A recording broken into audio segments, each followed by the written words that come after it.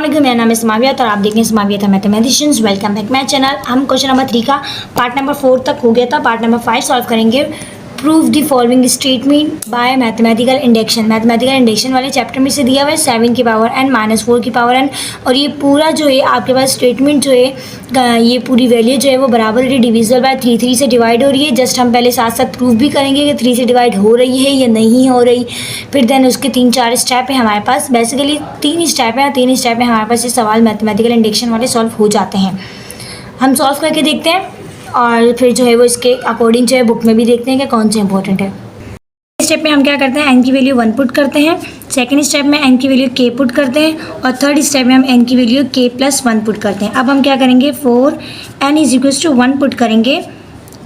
7 की power 1 minus 4 की power 1 equal हो जाएगा 3। 3 इज़ डिविजिबल बाय 3 है। जो हमें बार सवाल दिया हुआ था कि डिविजिबल बाय 3 आएगा, तो इससे प्रूव्ड हो गया है कि हमारे पास डिविजिबल बाय 3 है। आपके पहले स्टेप में जो है वो आंसर प्रूव्ड हो जाता है, वेरीफाई हो जाता है कि हो रहे या नहीं हो रहा और आगे कंटिन्यू चलेगा या नहीं चलेगा।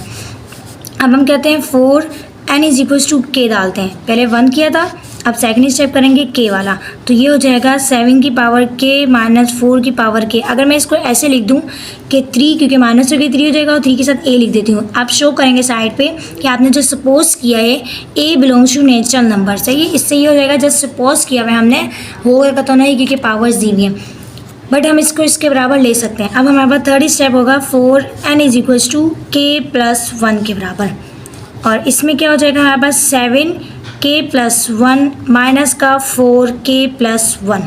अब आपको यहाँ पे एक ब्रेकिंग रूल अप्लाई करना होगा, जो कि पहली वैल्यू तो k + 1 ही आएगी 7 की, और लास्ट की वैल्यू -4k + 1 ही आएगी। बीच में आपको ऐसा रूल अप्लाई करना पड़ेगा। इजी स्टेप में ये है कि यहाँ माइनस है तो आप माइनस लगा दें, और 7 और 4 है तो 7.4 और 7.4 k इसके साथ भी आ जाएगा, k इसके साथ भी आएगा, यहाँ प्लस आ जाएगा। इससे ये होगा कि हमने इस तरह से ब्रेक किया कि इसके बीच में कोई वैल्यू नहीं तो प्लस है। अगर हम इसको प्लस माइनस से कैंसिल आउट कर लें तो बाकी आपके पास वही बच जाएगा। और ये किया इसलिए ताकि आप कॉमन भी ले सकें और आप इजी जो है वो से सॉल्व कर सकें, क्योंकि इसके अलावा आप यहाँ पे सॉल्व करना बहुत मुश्किल हो जाएगा। या आपको ये करना पड़ेगा कि k की वैल्यू को ब्रेक करना पड़ेगा, k के ऊपर अलग 7 की वैल्यू को k के ऊपर अलग, 1 के ऊपर अलग, 4 की वैल्यू को k के ऊपर अलग, 1 के ऊपर अलग। ब्रेकिंग करने से अच्छा फिर हमने यही कर लिया। अब देखें तो इन दोनों में से कॉमन हमारे पास जो है वो 7 की पावर 1 आ रहा है, और अंदर बच जाएगा 7k माइनस का 4k बच जाएगा। यहाँ से प्लस कॉमन लेते हैं और साथ में 4 की आपके पास आ जाएगा 4k, तो अंदर बच जाएगा 7 माइनस प्लस माइनस माइनस हो जाएगा, 4 बच जाएगा आपके पास, सही है। अब यहाँ देखें तो हमारे पास ऊपर था 7k माइनस 4k, जिसको हमने जस्ट सपोज कर लिया था 3a के बराबर। यहाँ हमारे पास 7k माइनस 4k बन रहा है, तो अगर हम यहाँ लिख दें we know that 7k minus 4k हमने लिया हुआ है ऊपर 3a के बराबर, तो हम यहाँ लिख सकते हैं 3a + 4k इंटू, जब इसको सॉल्व करेंगे तो ये बराबर हो जाएगा 3k।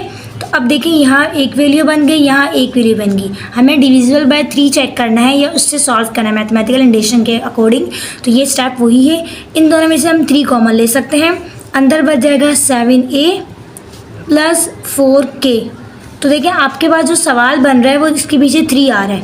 इट्स मीन कि ये 3 से ऑलरेडी जो है वो ईजिली डिविजिबल हो सकता है। आपका यहाँ आंसर ख़त्म हो जाएगा और ये प्रूफ भी हो जाएगा और सॉल्व भी हो जाएगा कि 3 से डिवाइड भी हो रहा है और मैथमेटिकल इंडक्शन के अकॉर्डिंग हमारे पास सॉल्व भी हो गया है।